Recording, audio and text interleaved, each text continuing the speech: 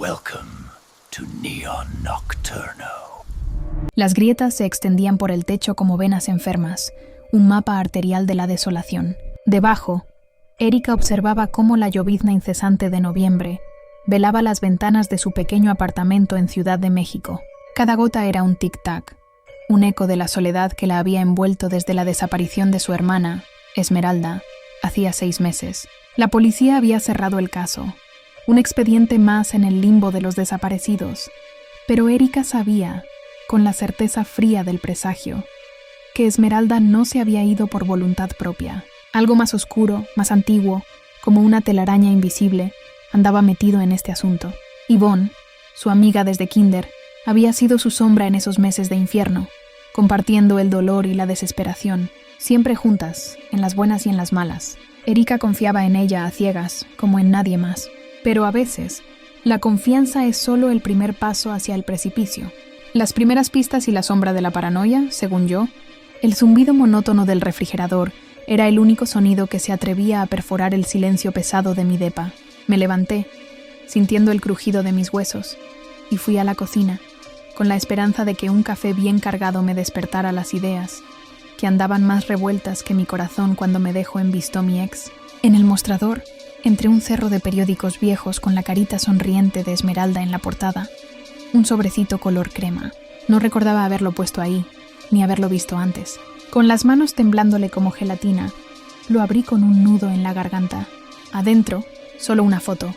Esmeralda, sonriendo, con un fondo tan borroso que no lograba ubicar al tiro. Y al reverso, garabateada con prisa, la palabra que se me clavaría en la mente, Ángel.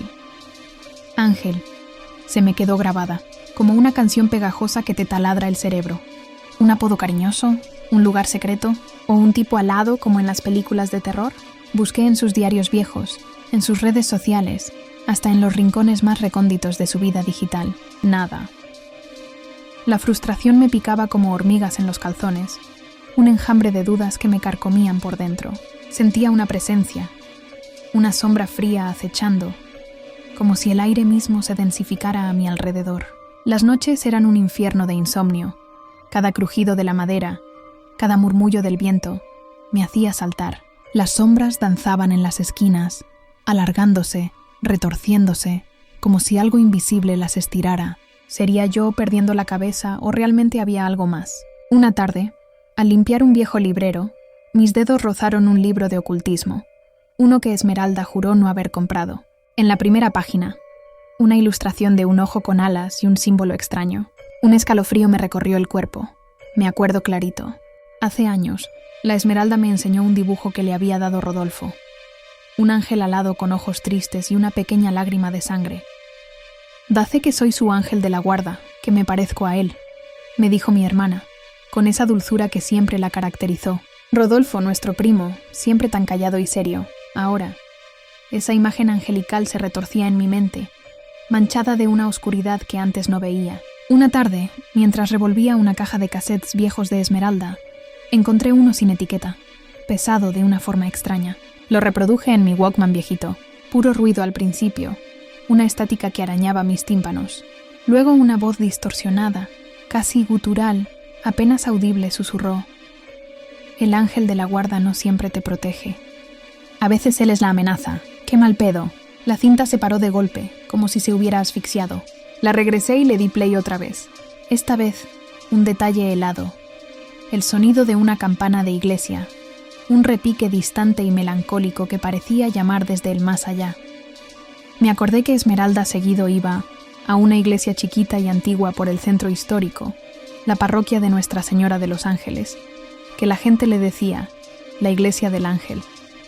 A la mañana siguiente, con la lluvia que parecía no acabar nunca, me fui para la iglesia. El aire era denso, cargado con el olor a humedad, a cera vieja y a algo más. Algo metálico y rancio que me erizó los vellos de la nuca. Vi a un señor sentado hasta atrás, con un gabán oscuro que parecía absorber la poca luz que se filtraba por los vitrales. Era el padre Mateo, el cura. Se acercó a mí con una sonrisa que no le llegaba a los ojos, una expresión de tristeza honda que parecía esconder un secreto. «Has vuelto, Erika», me dijo con voz suavecita. «Así que buscas a tu hermana. Era una muchacha muy buena. Venía mucho por acá». El padre Mateo. Algo no me gustaba, me daba un mal presentimiento. Sabía demasiado de Esmeralda, y esa iglesia. ¿Sería él el ángel de la nota? Me contó que Esmeralda le había confesado en varias ocasiones su temor a alguien que la seguía, alguien que le dejaba regalos raros en su puerta. Cosas como pequeñas figuras de gárgolas con ojos de cristal. La descripción coincidía con lo que yo había vivido. Empecé a sospechar del cura. Un lobo con piel de cordero, y de reojo vi una sombra en la sacristía, demasiado profunda, demasiado oscura para ser solo un rincón sin luz. Era una mancha de pura negrura, casi vibrante. Recuerdo una charla con Esmeralda. El padre Mateo es medio extraño, ¿sabes? Me dijo con voz baja, como si alguien pudiera oírlas. Una vez me preguntó cosas muy personales en la confesión, cosas que yo no le había dicho, como si ya lo supiera todo. Erika había desechado el comentario, pensando que era la sugestión de la confesión, pero ahora, esa imagen de un cura omnisapiente encajaba con el perfil de un depredador. Decidí echarle ojo al padre Mateo. Hablé con algunos feligreses. La mayoría lo describían como un hombre piadoso.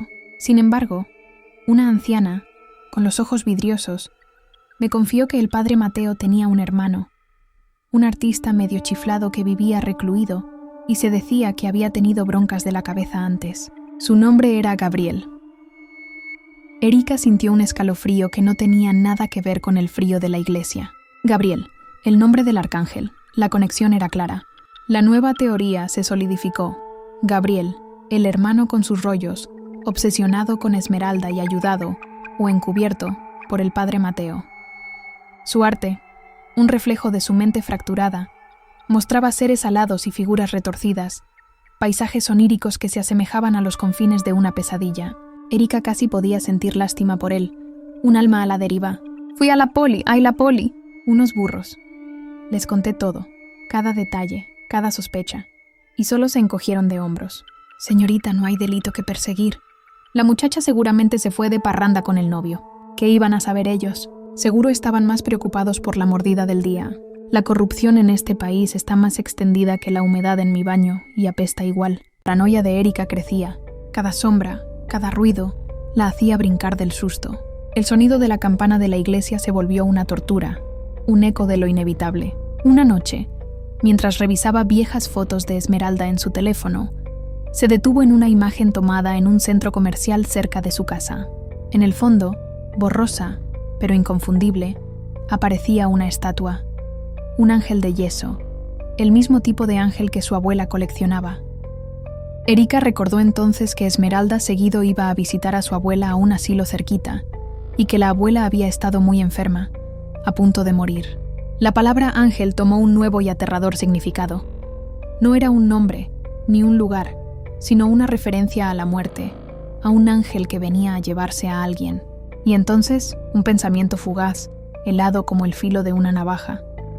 ¿Y si el ángel no venía a llevarse a alguien, sino a transformarlo? Erika rememora una discusión con Rodolfo hace unos meses. Esmeralda estaba ahí, callada, con una expresión de incomodidad. Rodolfo y yo discutíamos sobre la abuela. «¡Estás obsesionado con ella, Rodolfo!», le había gritado yo, con los nervios a flor de piel. «Siempre la visitas, le traes regalos raros, como esos angelitos de porcelana que colecciona. Parece que la espiaras». Rodolfo se había puesto pálido, y Esmeralda lo había defendido con voz suave. «No es una obsesión, Erika, es cariño. Y los ángeles son bonitos». En ese momento, la defensa de Esmeralda había sonado a complicidad para Erika. Ahora, el recuerdo la perfora. Una imagen de Rodolfo colocando una cámara de seguridad disimuladamente en la sala de la abuela, con el pretexto de que la cuidaría mejor. Yo pensé que era para espiarla a ella, a la abuela, a todos. Fui al asilo. La enfermera que estaba de guardia me recibió con una mirada de lástima. Su abuela falleció anoche, Erika, tranquilita. Pero lo que la enfermera me dijo después la dejó helada. Unas semanas antes de que Esmeralda desapareciera, vino a visitarla. Estaba muy nerviosa. Dijo que su abuela le había revelado algo terrible, algo sobre un ángel de la muerte que venía a buscarla. Y también mencionó a su primo Rodolfo, que había estado cuidando a la abuela últimamente. La enfermera añadió con un tono más bajo, casi un murmullo. Decía la abuela cosas raras, alucinaciones, pero a veces era como si una voz distinta saliera de ella, Una voz fría y antigua. Una voz que no era de anciana, sino de algo que no pertenecía a este plano. La pieza final encajó con una violencia devastadora. No era el padre Mateo ni su hermano Gabriel. Era mi propio primo. Erika recordó que Rodolfo siempre había sido bien pegado a su abuela, casi como si fuera de su propiedad. Un joven brillante, sí, pero con una melancolía que bordeaba la obsesión, especialmente con la vida y la muerte. Su mente era un laberinto de secretos. El ángel de la muerte no era una figura metafórica. Era Rodolfo, disfrazado, espiando a su abuela, quizás con ganas de hacerle daño o de robarle. Y Esmeralda, al descubrirlo, se había convertido en un obstáculo. Rodolfo, pensé, no era un monstruo, era un hombre roto, atrapado en una espiral de dolor y quizás, solo quizás, manipulado por una idea. Regresé a mi depa. El terror ahora era una piedra fría en el estómago. La foto, el sobre, el cassette. Todo agarró un sentido bien retorcido. La foto de Esmeralda con el fondo borroso. Ahora sabía que era la casa de la abuela, con la estatua del ángel en el jardín. La voz en el cassette, distorsionada, era la de Rodolfo. El ángel era él. Abrí el cajón de mi mesita de noche. Allí, entre viejas cartas y recuerdos, encontré una pequeña figura de porcelana que Esmeralda me había regalado hace años. Un ángel, idéntico al de la foto. Y grabado en la base, la inscripción: «Para mi ángel, de tu Rodolfo». Y entonces el horror. Sentí el impulso de romper la figura, de pulverizarla, pero una extraña parálisis me detuvo. Mis ojos se fijaron en la base del ángel de porcelana. Debajo de la inscripción de Rodolfo, casi imperceptible, había otra, grabada con una finura sobrenatural, como si no la hubiera hecho una mano humana. El hilo es mío, la danza también. Las sombras de la habitación parecieron cobrar vida, no como antes, sino como si una energía antigua, vasta, se hubiera despertado. Un escalofrío que no era de miedo, sino de una comprensión abrumadora, me recorrió la columna vertebral. De repente, un sobre anónimo cayó por debajo de la puerta, deslizándose con un susurro inquietante. Adentro, un recorte de periódico, de un diario local, no de la Ciudad de México, sino de un pueblo remoto en el Estado de México. La noticia era breve. Hallan santuario oculto, secta de élite vinculada a desapariciones. Una foto, borrosa, mostraba a un grupo de personas con túnicas, y en el centro, apenas discernible, el rostro de una joven. Esmeralda. La felicidad parecía que por fin se había acordado que existo.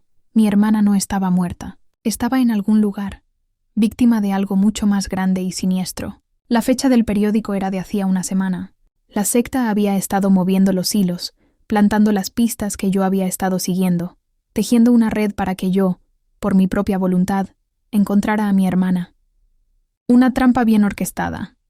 La dirección en el periódico me llevó a Maquisco, un pueblo hermoso de día, con sus casas coloridas y sus leyendas antiguas, pero siniestro de noche. Un lugar donde el tiempo parecía haberse detenido, y las sombras danzaban con intenciones propias. Siguiendo las migas de pan que la secta había dejado, encontré la entrada a una cueva oculta tras unas rocas cubiertas de musgo. El aire, dentro, era denso y pesado, con un olor dulce y rancio a incienso y carne quemada, un hedor a muerte y a ritual. La luz de mi linterna bailaba sobre símbolos extraños pintados con sangre seca en las paredes rugosas, como un mural de pesadilla. Allí estaba Esmeralda, inconsciente, atada a una losa de piedra en el centro de un círculo. Figuras encapuchadas susurraban en un idioma incomprensible, sus voces graves y monótonas, como un canto fúnebre que helaba la sangre. Creí que todo había terminado, que la pesadilla había concluido. Y entonces, una figura emerge de la oscuridad, su silueta recortada contra la débil luz de las velas. ¡Rodolfo! ¡Rodolfo!, grité, mi voz llena de terror y desesperación. Para mí, él era el monstruo, el ángel que me había torturado con su ausencia. Traté de huir. Mis piernas temblaban como gelatina, pero el suelo se abrió bajo mis pies. No era un agujero físico, sino una trampa invisible, una ilusión tejida por la secta. Caí, y la oscuridad me tragó. Cuando abrí los ojos estaba atada, al lado de Esmeralda. Las dos, perdidas en medio de un ritual cósmico, rodeadas por las figuras encapuchadas. La atmósfera se volvió densa, cargada de una energía opresiva que hacía que el aire vibrara. Estaban invocando un ente fuera de nuestra capacidad, una promesa de vida eterna a cambio de un sacrificio terrible. El aire olía a azufre y a algo más, algo putrefacto y antiguo, como si el mismo infierno se abriera. Pero de la oscuridad surgió una nueva luz. Era Rodolfo, sí, pero no venía solo. Lo acompañaban dos hombres imponentes, sombras en movimiento. Giovanni, un militar condecorado del ejército mexicano, con cicatrices que contaban historias de guerras secretas, y Diego, un ex policía, ahora un destacado guardaespaldas, con la mirada fría de quien ha visto demasiado. Rodolfo había estado en las sombras, cuidándolas. Su obsesión con la abuela no era más que una vigilancia discreta. Los regalos extraños eran cámaras y dispositivos de escucha. Su pasado oscuro, un joven brillante, audaz y muy fuerte físicamente, fue forzado a desarrollar armas biológicas para un cartel que escapó y dedicó su vida a combatir las sombras que operan en los bajos fondos. Su moralidad, cuestionable, se forjó en la necesidad de usar medios oscuros para fines supuestamente justos. Giovanni, con su disciplina militar, había sido parte de operaciones encubiertas donde las líneas entre el bien y el mal se difuminaban. Una operación fallida en la que un grupo de niños fue sacrificado por una secta lo dejó marcado de por vida, jurando venganza contra todo lo que no perteneciera a este mundo. Diego, el ex policía, había sido expulsado de la corporación por corrupción, un chivo expiatorio para encubrir la participación de peces gordos en un caso de tráfico de órganos que involucraba a la misma secta. Su sed de justicia, pervertida por el sistema, lo llevó a operar fuera de la ley, buscando su propia redención. Con mucha dificultad y desesperación, los tres hombres se lanzaron contra la secta. El eco de los gritos y los forcejeos rebotaba en las paredes de la cueva, mezclándose con el zumbido creciente del ritual. Las figuras encapuchadas, sorprendidas, tardaron en reaccionar. Giovanni y Diego eran brutales y eficientes, sus movimientos precisos y mortales. Rodolfo, sorprendentemente ágil, desató pequeños dispositivos que emitían un pulso electromagnético, aturdiendo a los sectarios y haciendo que sus túnicas brillaran con una luz azulada antes de caer como sacos. La tensión era palpable. Yo y Esmeralda, liberadas, nos arrastramos lejos de la losa, con los ojos bien abiertos por el terror. El aire se sentía más denso, como si las fuerzas invocadas estuvieran a punto de materializarse. Un sectario logró reaccionar y se abalanzó sobre Rodolfo con un cuchillo ceremonial que brillaba con una luz extraña. Diego, aunque ya con un corte profundo en el brazo, interceptó el golpe y lo derribó con un gancho al mentón que sonó seco. ¡Corran, no paren!, gritó Giovanni, cubriendo la retaguardia mientras los sectarios se reorganizaban, susurrando y gimiendo como almas en pena. Salimos de la cueva. El aire fresco de la noche en Maquixco fue un alivio efímero. El sonido de los cuervos en los árboles y el ulular del viento crearon una atmósfera siniestra. Corrimos entre los callejones empedrados del pueblo, que de día era pintoresco, pero de noche revelaba su verdadera cara. Sombras alargadas que parecían susurrar secretos, ventanas oscuras que observaban con ojos vacíos. El temor de ser descubiertos los obligaba a moverse rápido, sin hacer ruido, a pesar del dolor de sus heridas. De pronto, un portón de madera rechinó al abrirse. Una viejita, con un rebozo que le cubría la cabeza y ojos hundidos, hizo una seña, invitándonos a pasar. Los ojos de la mujer, viejos y sabios, brillaban con una extraña comprensión, como si hubiera visto cosas que nadie debería. Era la ayuda sutil del pueblo, harto de los ritos oscuros que se escondían en sus entrañas. Pasamos por el patio de su casa, con el olor a tierra mojada y algo más, algo viejo y oculto, y salimos por el otro lado a un callejón más oscuro y menos transitado. La viejita solo asintió y cerró la puerta, un silencio cómplice. Llegamos a un viejo carro ligeramente camuflajeado. Giovanni tomó el volante, con Diego a su lado. Rodolfo ayudó a las hermanas a subir a la parte de atrás. El motor rugió con un sonido grave y se alejaron a toda velocidad, dejando atrás el pueblo fantasmal de Maquixco.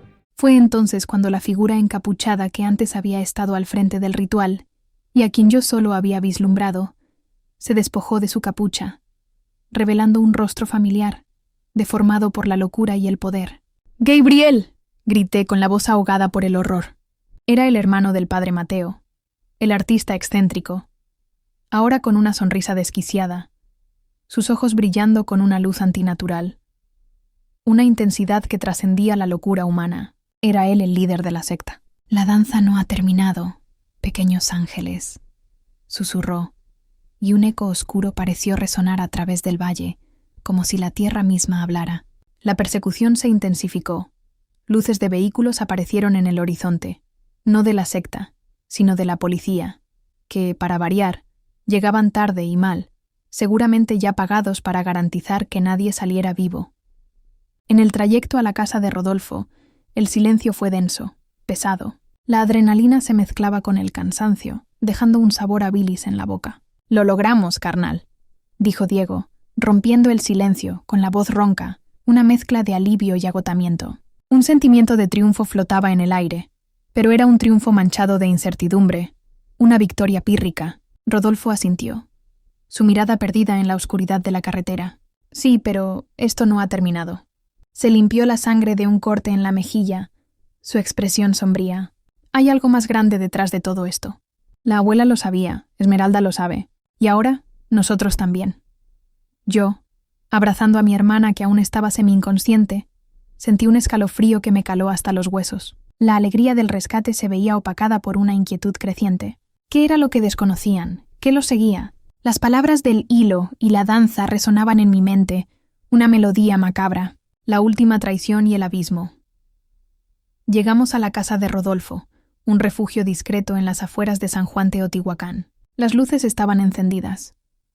Un mal presentimiento me invadió el estómago, como un agujero negro. Diego fue el primero en entrar, arma en mano, su figura tensa. El crujido de la puerta al abrirse resonó en el silencio. Nadie a la vista. Cierro los ojos. Un último recuerdo amargo.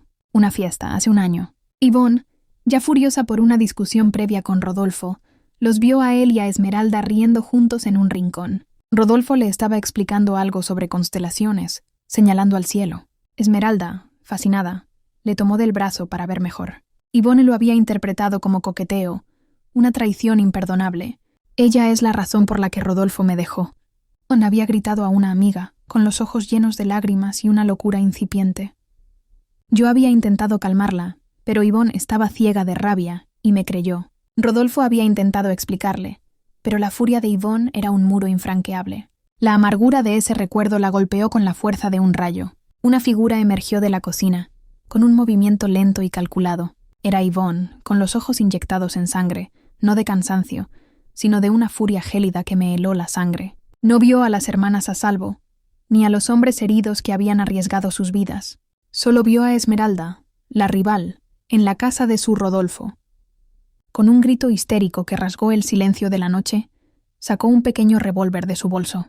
«¡Perra! ¡Siempre fuiste tú!», espetó, apuntando a Esmeralda con una mano temblorosa. Rodolfo, agotado y herido, se interpuso. El disparo resonó. Cayó. Giovanni y Diego, aunque lastimados, reaccionaron. Diego intentó detener a Ivonne, pero un segundo disparo lo alcanzó. Giovanni logró desarmarla. Rodolfo exhaló su último aliento. La sala se llenó de una tensión insoportable. Grité, un lamento que me desgarró la garganta. La sangre se extendía por el suelo, una mancha oscura sobre las alfombras. Esmeralda, aún débil, balbuceó el nombre de su primo. La angustia me dejó sin aliento. El silencio que siguió fue más aterrador que cualquier grito, un eco de la muerte. Afuera, la llovizna se volvió un aguacero, como si el cielo mismo llorara.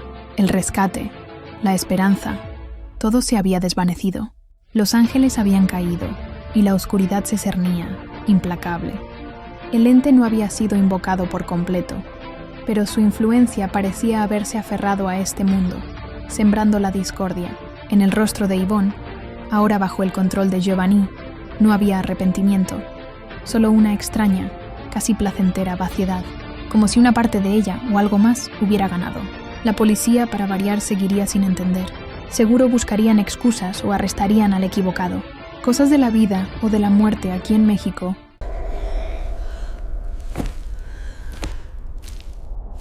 Recuerda, en la noche nadie está a salvo. Esto es Neon Nocturno.